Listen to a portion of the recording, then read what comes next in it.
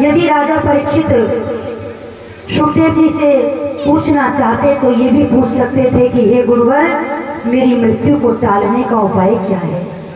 और सुखदेव भगवान राजा परीक्षित की मृत्यु को टाल भी सकते थे, लेकिन परीक्षित इस बात को जानते हैं कि जो इस संसार में जन्म लेकर के आया है उसकी मृत्यु तो निश्चित है। इस पृथ्वी लोक पर पशु पक्षी मनुष्य जीव जंतु जिसका जन्म हुआ उसकी मृत्यु बिल्कुल निश्चित है। इसलिए परीक्षित जी ने ये नहीं पूछा कि मेरी मृत्यु को टालने का उपाय क्या है, उन्होंने तो ये पूछा कि मेरी मुक्ति का उपाय क्या है। सुखदेव जी कहते हैं, हे परीक्षित, ये प्रश्न केवल आपने अपने लिए नहीं किया, ये प्रश्न आपने पूरी मनुष्य जाति के लिए किया है। क्योंकि हमारा जन्म भी 7 दिन में ही होता है और हमारी मृत्यु भी 7 दिनों में ही होती है। 8वां दिन कोई बना ही नहीं। रविवार, सोमवार, मंगलवार, बुधवार, बृहस्पतिवार, शुक्रवार और शनिवार, 8वां दिन कोई होता है क्या? इन्हीं 7 दिनों में हम जन्म लेते हैं और इन्हीं 7 दिनों में हमारी मृत्यु होती है। एक बार की बात है, युधिष्ठिर जी महाराज कुछ कार्य में व्यस्त थे। कोई व्यक्ति कुछ मांगने के लिए आया तो युधिष्ठिर जी महाराज ने कहा कि भैया आज तो मैं व्यस्त हूँ, आप कल आना और कल आकर के आप इस वस्तु को मुझसे ले जाना। भीम बड़े आश्चर्यचकित हुए। भीम ने ढोल बुलाकर के पूरे गांव में ढिंडोरा पिटवाया। युधिष्ठिर जी महाराज ने कहा, भीम ये ढिंडोरा तुमने किस खुशी में पूरे नगर में पिटवाया है, क्या बात है? ऐसी तो कोई खुशी की बात मेरी समझ में नहीं आ रही है। तो भीम कहते हैं, भैया मेरे लिए सबसे बड़ी खुशी की बात यह है कि कोई व्यक्ति आपसे कुछ वस्तु मांगने के लिए आया और आपने उससे कह दिया कि ये वस्तु आप मुझसे कल ले जाना, यानी कि आपके पास इस बात की गारंटी है कि कल तक आप जीवित रहेंगे। युधिष्ठिर जी महाराज ने सोचा कि बात तो बिल्कुल सत्य है, ये मैंने क्या कह दिया, मैंने कल की गारंटी उस व्यक्ति को क्या सोच के दे दी, इस जीवन का तो एक पल का भी भरोसा नहीं है, ये इतनी बड़ी भूल मुझसे कैसे हो गई। भीम कहते हैं कि मुझे इस बात की तो बड़ी खुशी हुई जान करके कि चलो मेरे भैया को ये तो भरोसा है कि ये कल तक तो हमारे बीच में जीवित रहेंगे। युधिष्ठिर जी ने कहा, भीम ये बात तो मैंने सोची ही नहीं, मैं थोड़ा व्यस्त था तो सोचा इस काम को कल कर दूंगा। इसीलिए कहते हैं कि काल करे सो आज कर, आज करे सो अब, पल में प्रलय होएगी बहुर करे वो कब। इस समय का कोई भरोसा ही नहीं है। अभी मैं आप लोगों को 1:50 पे यहाँ कथा श्रवण करा रही हूँ और 1:51 पे मैं आपको कथा सुना पाऊंगी, इस बात की मेरे पास कोई गारंटी नहीं है, कोई भरोसा नहीं है। क्यों? क्योंकि ये जीवन कितना सा है। अभिमान तो बहुत है हमारे पास, लेकिन कभी किसी ने ये नहीं सोचा कि आखिर ये जीवन है कितना सा। जीवन और मृत्यु के बीच की दूरी कितनी है? केवल एक श्वास की दूरी है। अभी श्वास आई तो मैं जीवित हूं और यदि लौट करके श्वास दोबारा नहीं आई तो मेरी मृत्यु हो जाएगी। केवल एक श्वास की दूरी है जीवन और मृत्यु के बीच में। लेकिन व्यक्ति अहंकार में किसी को कुछ समझता ही नहीं है। ये व्यक्ति सोचता है कि मुझे तो इस संसार को छोड़ करके जाना ही नहीं है, अब तो जो कुछ भी हूं वो मैं ही हूं। ये अहंकार व्यक्ति के पतन का कारण है। क्योंकि देखिए, रावण बहुत बड़ा विद्वान था, सोने की लंका थी, प्रकांड विद्वान, जाति से ब्राह्मण, लेकिन हुआ क्या? अभिमान आया जीवन में, किसी की बात को नहीं माना। विभीषण ने अच्छी शिक्षा दी तो विभीषण को लंका से बाहर कर दिया। तो ये उसका पतन का कारण क्या बना? केवल उस रावण का अभिमान।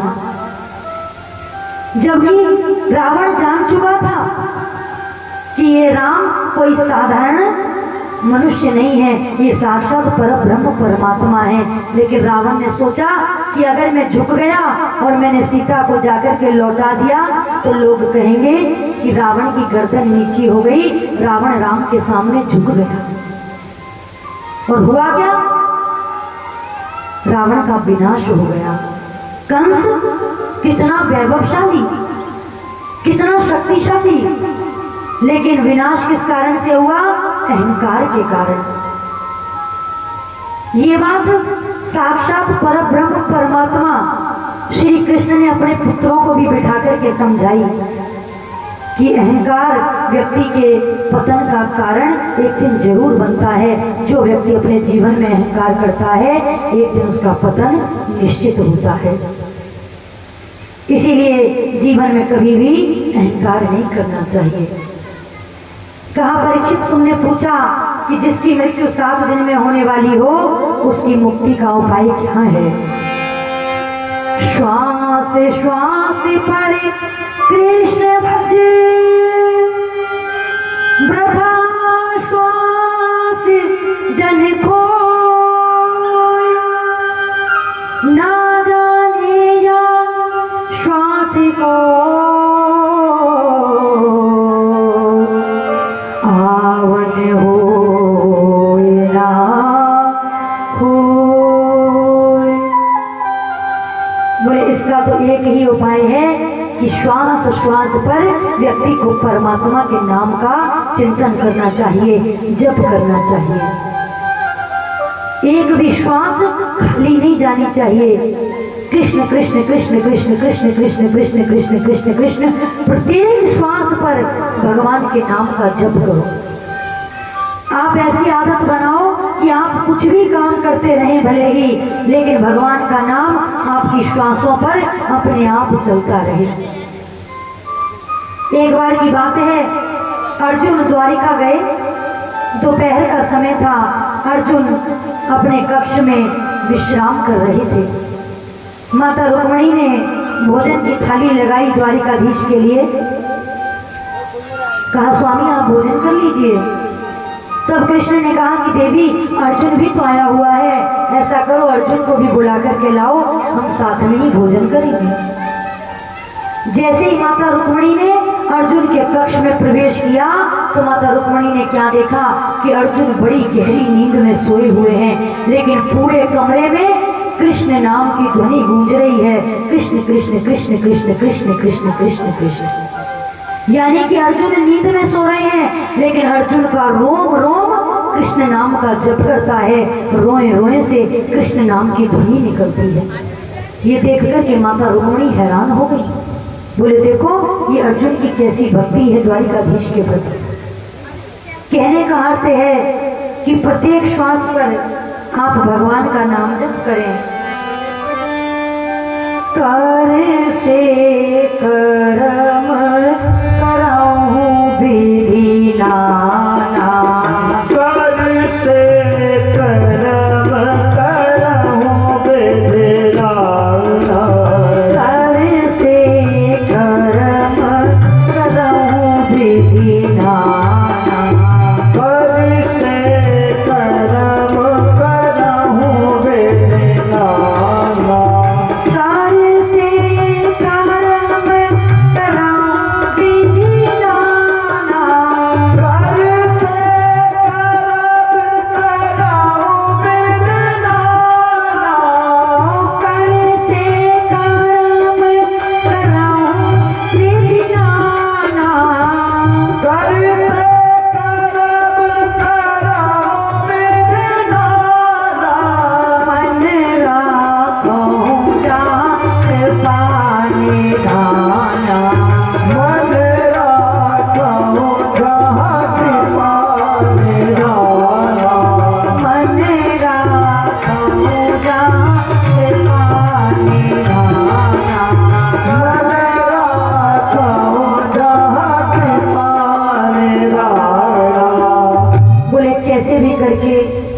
अपने इस मन को गोविंद के चरणों में बांध लो। ये मन ही मुक्ति का कारण है और ये मन ही बंधन का कारण है। राजा परीक्षित ने कहा, गुरुवर यही तो जीवन की सबसे बड़ी समस्या है कि ये मन ही तो गोविंद के चरणों में नहीं लगता। यदि ये मन ही परमात्मा के चरणों में लग जाए तो फिर तो व्यक्ति भवसागर से पार हो जाएगा। बोले हम मंदिर में गए, पंडित जी ने कहा कि ठाकुर जी को पुष्प चढ़ाओ, हमने चढ़ा दिए। पंडित जी ने कहा कि ठाकुर जी को तंदूल चढ़ाओ, हमने चढ़ा दिए। पंडित जी ने कहा कि ठाकुर जी को भोग लगाओ, हमने लगा दिया। पंडित जी ने कहा कुछ दक्षिणा चढ़ाओ, हमने वो भी चढ़ा दी। पंडित जी ने कहा कि अपने मन को ठाकुर जी के चरणों में चढ़ाओ। तो हे गुरुवर, जो वस्तु मेरी है ही नहीं, जो मेरे पास में ही नहीं है, जो मेरे वश में ही नहीं है, उसको मैं ठाकुर जी के चरणों में चढ़ाऊं कैसे? जो वस्तु मेरे पास में होगी मैं उसी को तो चढ़ा सकता हूँ, लेकिन ये मन मेरे वश में होता ही नहीं, मैं इसको ठाकुर जी के चरणों में चढ़ाऊं कैसे? आप कृपा करके बताएं कि ये मन एकाग्र कैसे होगा, ये परमात्मा के चरणों में विलीन कैसे होगा? तब सुखदेव जी कहते हैं, हे राजन, यदि मन को वश में करना है तो तुमको 4 बातों का ध्यान रखना होगा। जितासनो जित श्वासो जित संगो जितेन्द्रिय स्थूले भगवतो रूपे मनः संधार्य दधिया। बोले राजन, जितासन, सबसे पहले आसन को जीतो। ऐसा अभ्यास बनाओ कि तुमको बहुत देर तक एक ही आसन पर बैठ करके भजन करने की आदत होनी चाहिए। क्योंकि जो व्यक्ति ज्यादा समय तक एक आसन से नहीं बैठ सकता, वो व्यक्ति भगवान का भजन नहीं कर सकता। क्यों? क्योंकि जब तक हम एक आसन से नेत्र बंद करके एकाग्रचित होकर के नहीं बैठेंगे, तब तक हमारे मन का तार उस परमात्मा से जुड़ नहीं सकता। तो सबसे पहले राजन, एक ही आसन पर ज्यादा देर तक बैठने का अभ्यास बनाओ। दूसरा, जितासनो जित श्वासो, अपनी श्वास को जीतने का प्रयास करो। बहुत देर तक व्यक्ति को सांस को रोकने का अभ्यास होना चाहिए।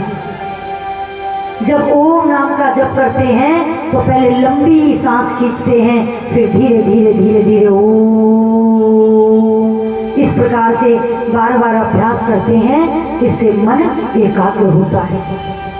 जितासनो जित श्वासो जित संगो। बोले राजन, सबसे महत्वपूर्ण बात है कि व्यक्ति को अपने संग को जीतना चाहिए। यानी हमारी संगति कैसी है, हम कैसे लोगों का संग करते हैं, हम कैसे लोगों के बीच में उठते बैठते हैं, ये जीवन में बहुत महत्वपूर्ण बात है। कहते हैं शराबी व्यक्ति का संग करोगे तो उसके गुण धीरे धीरे तुम्हारे अंदर आने लगेंगे। जुआरी का संग करोगे तो धीरे धीरे एक दिन जुआ खेलने लग जाओगे। किसी भक्त का संग करोगे तो एक दिन धीरे धीरे परमात्मा में मन लगने लगेगा। किसी सत्संग में जाकर के बैठोगे, किसी विद्वान की संगति करोगे तो धीरे धीरे आपके अंदर धर्म और परमात्मा के प्रति श्रद्धा जागृत होने लगेगी। बोले बुरे व्यक्ति की संगति करोगे तो लोग तुमको बुरे के नाम से पहचानेंगे, और अच्छे व्यक्ति का संग करोगे तो लोग तुमको अच्छे व्यक्ति के नाम से पहचानेंगे। जैसे मान लीजिए कोई शराब की दुकान है, बड़ी लंबी लाइन लगी है, कोई व्यक्ति शराब पीता नहीं है, वो शराब लेने के लिए उस ठेके पर जाकर के लंबी लाइन में खड़ा हो गया।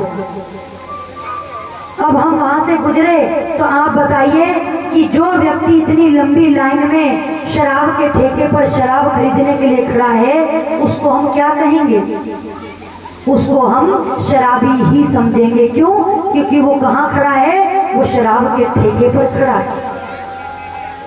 और कोई व्यक्ति कभी भगवान की भक्ति नहीं करता, लेकिन फिर भी वो व्यक्ति रोज आकर के कथा में बैठे तो लोग क्या कहेंगे, बोले देखो भगवान का बड़ा ही भक्त है, रोज कथा सुनने के लिए आता है। तो ये किसका प्रभाव है? ये संगति का प्रभाव है, ये स्थान का प्रभाव है। इसलिए हे राजन, अपने जीवन में बुरे संग को त्यागने का प्रयास करो और अच्छे लोगों का संग करना प्रारंभ करो। महाभारत में कथा आती है, एक मदालसा नाम की नारी है। मदालसा की कथा बहुत लोग जानते हैं। मदालसा बड़ी विद्वान है, बड़ी विदुषी है। मदालसा के घर में जो भी बालक जन्म लेता, उस 8-10 दिन के बच्चे को ही पालने में सुला करके और ईश्वर भक्ति का उपदेश करती।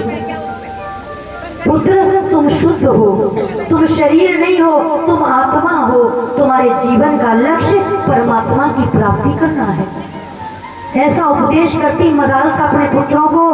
उसका परिणाम ये हुआ कि मदालसा के 10 पुत्र 8-10 वर्ष की आयु होते ही वन को चले जाते और उनके सभी पुत्र संत महात्मा हो गए।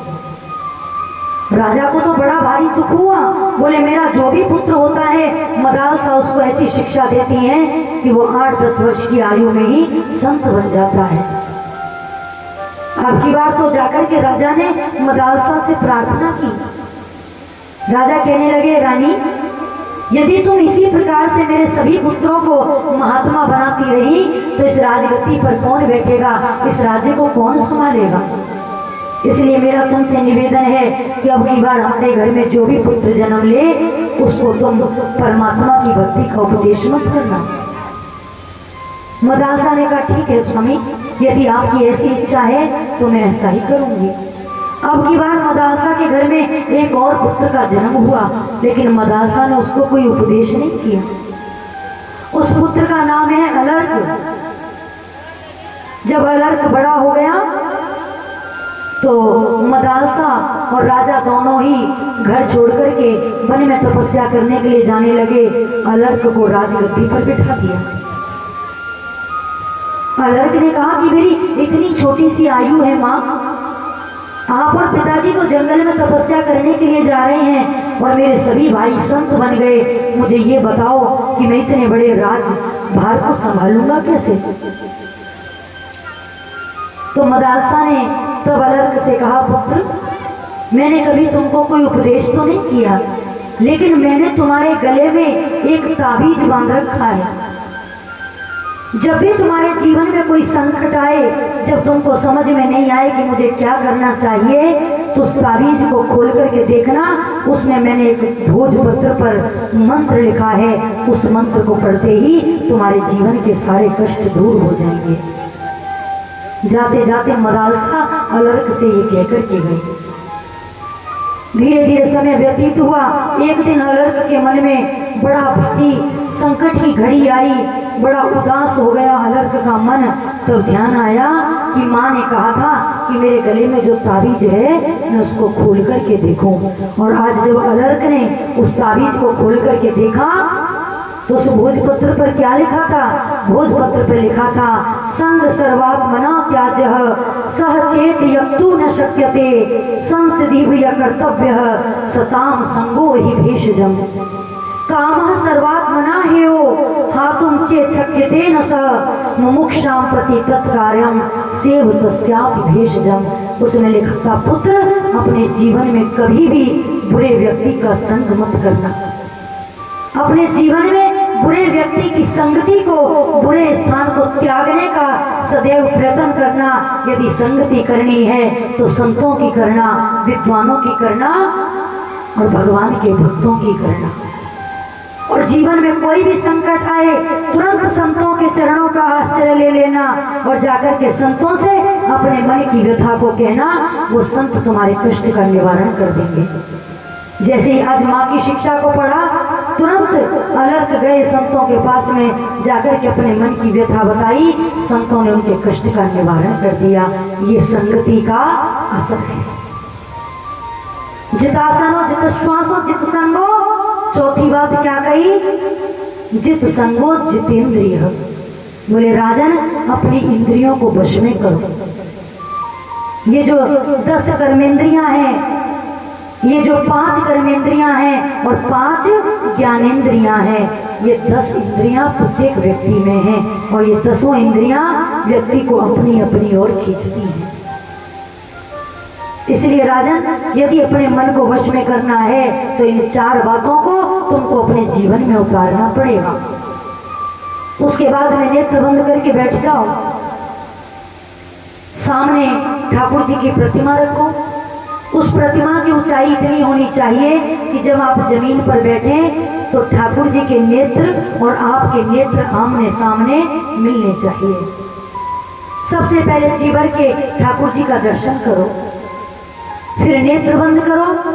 नेत्र बंद करके सबसे पहले ठाकुर जी के चरणों का दर्शन करो, उसके बाद में उनकी नाभि का दर्शन करो, उसके बाद में उनके वक्षस्थल का दर्शन करो, उसके बाद में उनके मुखमंडल का दर्शन करो और अंत में उनकी निगाह से निगाह मिलाओ और टकटकी लगा करके देखो।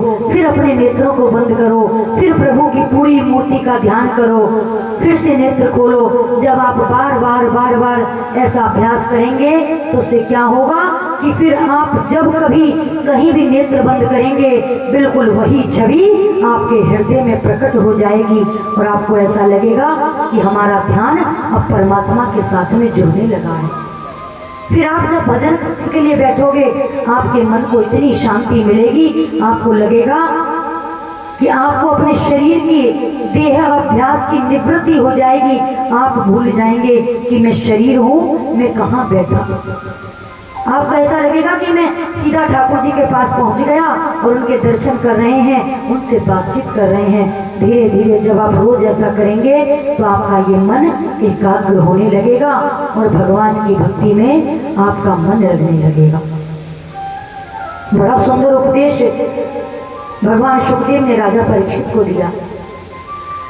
राजा परीक्षित ने कहा कि प्रभु एक बात मेरी समझ में नहीं आई कि ये परमात्मा पूरी सृष्टि को बनाते कैसे हैं और आप जो मुझको उपदेश कर रहे हैं इसको आपने भागवत धर्म कहा है। भागवत का उपदेश सबसे पहले नारायण भगवान ने ब्रह्मा जी को किया था। वो कैसे किया था? आचार्य सुखदेव जी कहते हैं राजन इस पूरी सृष्टि में पहले कुछ भी नहीं था। स्थावर जंगम अंडज उद्भिज स्वदेज जरायुज बिल्कुल कुछ नहीं था, केवल परब्रह्म परमात्मा थे। परब्रह्म परमात्मा के मन में विचार आया कि मैं एक से अनेक हो जाऊं। तो परब्रह्म परमात्मा ने क्या किया?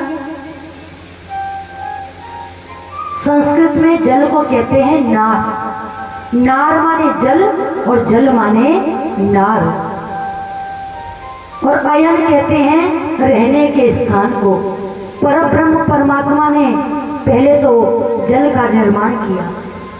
जब जल का निर्माण हो गया क्षीर सागर का तो उसमें रहने के लिए अयन बनाया, यानी रहने का स्थान बनाया। शेष नाग की शैया बनाई जिस पर मेरे प्रभु शयन करते हैं।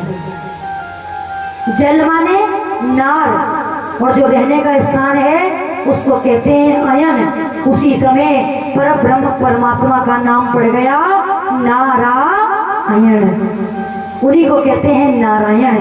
बोले श्री नारायण भगवान की जय हो।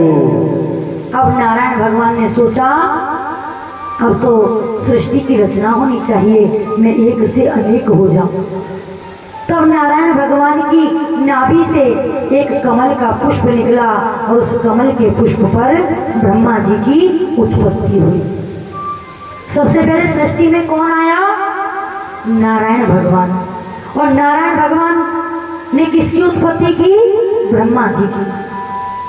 अब ब्रह्मा जी कमल के ऊपर प्रकट तो हो गए, 4 मुख हैं ब्रह्मा जी के, लेकिन अब ब्रह्मा जी ये सोच रहे हैं कि मैं आया कहां से, मेरी उत्पत्ति कहां से हुई। लेकिन कुछ भी समझ में नहीं आता। दोबारा से कमल नाभ के तंतु में प्रवेश कर गए, कभी अंदर जाते हैं कभी बाहर आते हैं, कभी अंदर जाते हैं कभी बाहर आते हैं, लेकिन ये पता नहीं चलता कि मेरा जन्म कहां से हुआ। मैं आया कहाँ से? तो ब्रह्मा जी को दो वर्ण सुनाई दिए। पहला वर्ण सुनाई दिया त त, और दूसरा वर्ण सुनाई दिया प प प। तो ब्रह्मा जी को समझ में आया कि मुझे तप करना चाहिए, मुझे तपस्या करनी चाहिए। तो ब्रह्मा जी ने तपस्या की। भगवान नारायण चतुर्भुज रूप धारण करके प्रकट हो गए और प्रसन्न होकर के कहा कि जाओ विधाता, मैं आज से तुमको इस पूरी सृष्टि का मालिक बनाता हूँ। आज से इस पूरी सृष्टि के मालिक आप हो, आज से आप विधाता हो। ब्रह्मा जी ने कहा कि इस मनुष्य के पास में एक सुंदर सा बंगला बन जाए, इनके बच्चे नौकरी से लग जाएं, दो चार गाड़ियां घर में हो जाएं, तो ये व्यक्ति अभिमान के आगे किसी को कुछ नहीं समझता। बोले जीवन में इतना अभिमान आ जाता है जिसकी कोई सीमा नहीं है, और आप तो मुझको पूरी सृष्टि का मालिक बना रहे हैं। प्रभु, यदि मेरे मन में अभिमान आ गया तो मैं क्या करूँगा? क्योंकि जब तक ऊंट पहाड़ के नीचे नहीं आता, ऊंट को ऐसा लगता है कि सबसे ऊंचा मैं ही हूँ। और जब वही ऊंट पहाड़ के नीचे आता है तब उसे पता चलता है कि मैं तो कुछ भी नहीं हूँ, मुझसे ऊंचा तो ये पहाड़ है। ब्रह्मा जी ने कहा कि आपकी सत्ता क्या है, ये आप मुझे बताइए। तो परमात्मा ने कहा, ब्रह्मा जी आप चिंता मत करो, मेरी सत्ता क्या है।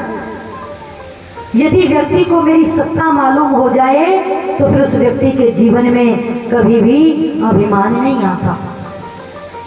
तो प्रभु आप बताइए ना। तो प्रभु नारायण ने ब्रह्मा जी को चतुर्श्लोकी भागवत आज प्रदान की है। सबसे पहले ये भागवत नारायण भगवान ने किसको प्रदान की? ब्रह्मा जी को। ब्रह्मा जी ने किसको प्रदान की? नारद जी को, अपने पुत्र को। नारद जी ने किसको प्रदान की? व्यास जी को। चतुर्श्लोकी भागवत। तब व्यास जी ने 4 श्लोकों की भागवत से 18,000 श्लोकों की रचना की। तब ये भागवत किसको बताई व्यास जी ने? श्री सुखदेव भगवान को। और ये सुखदेव भगवान ने भागवत किसको सुनाई? राजा परीक्षित को। इसी भागवत को आप सब लोग भी श्रवण कर रहे हैं।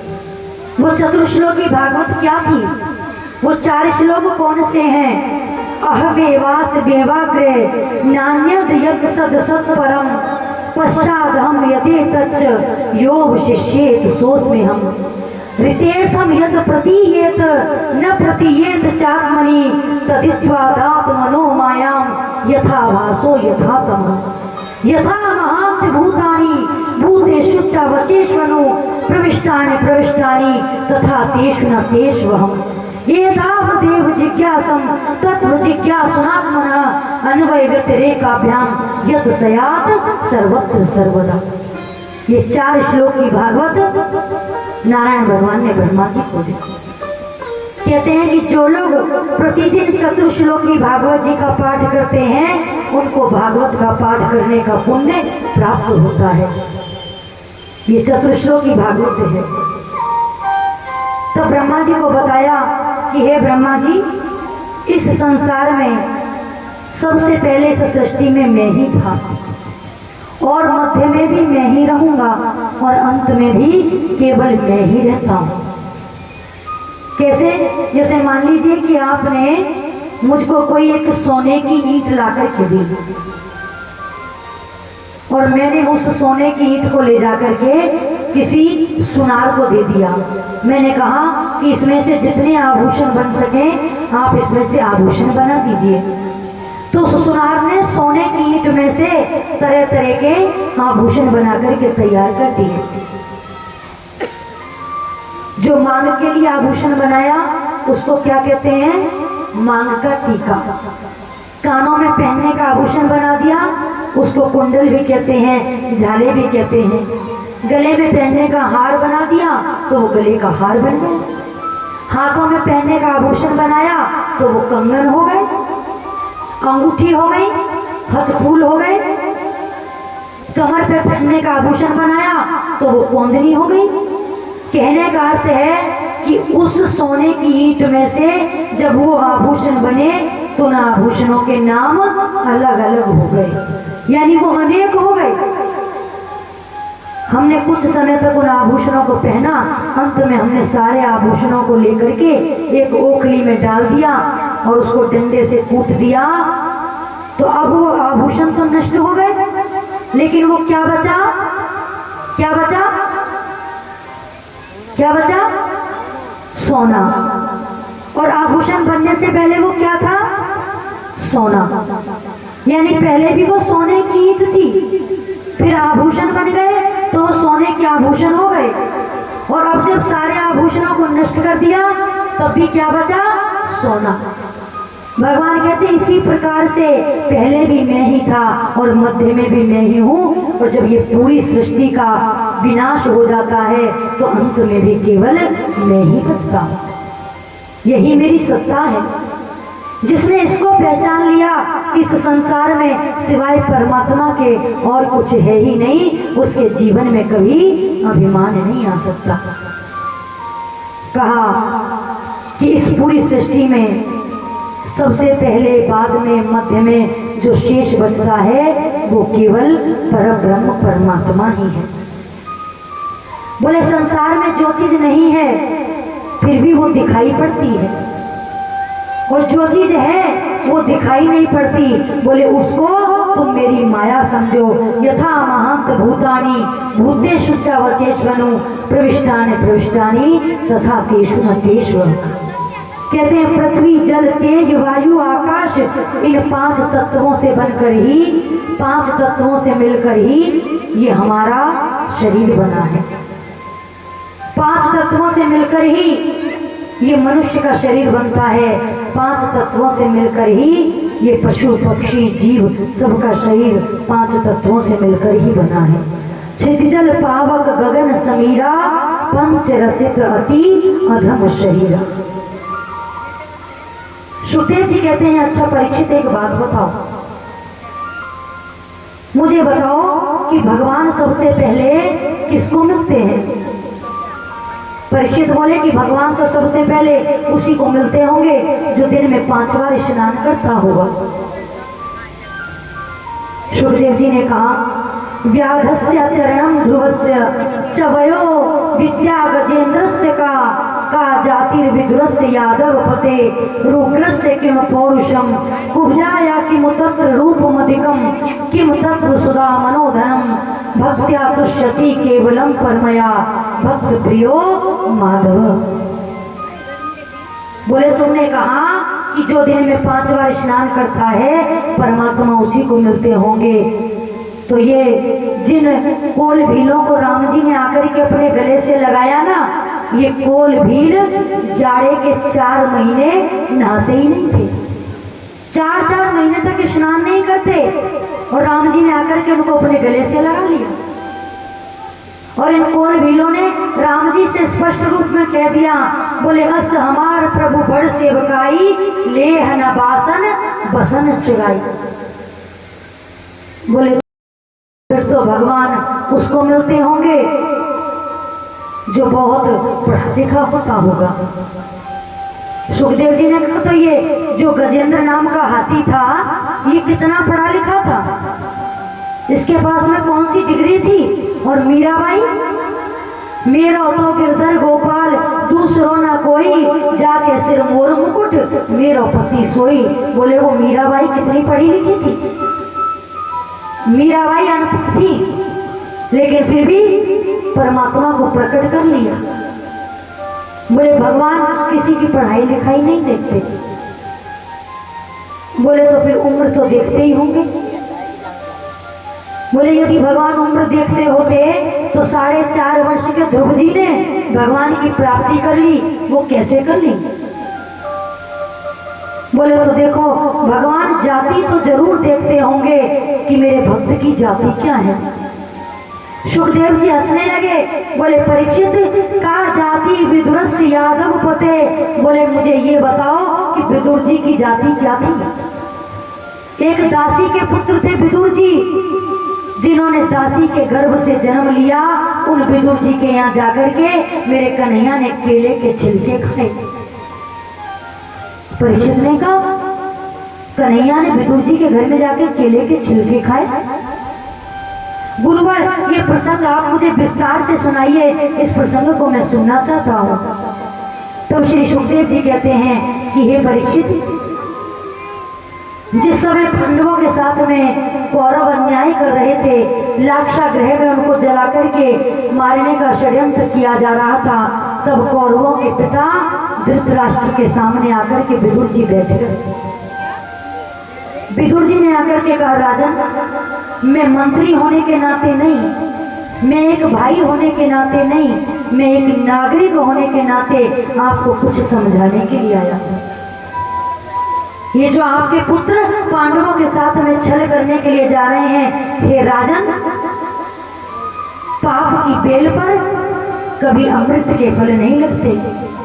राजन, अन्याय की बेल कभी हरी भरी नहीं हो सकती, इसलिए अपने पुत्रों को रोको। तुम्हारे पुत्र पांडवों के साथ में बहुत बड़ा अन्याय करने जा रहे हैं।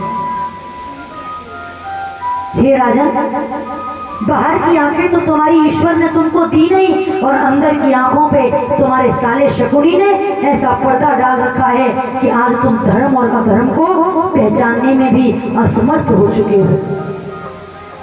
राजन, ये पांडव कमजोर नहीं है, ये पांडव केवल तुम्हारा आदर करते हैं।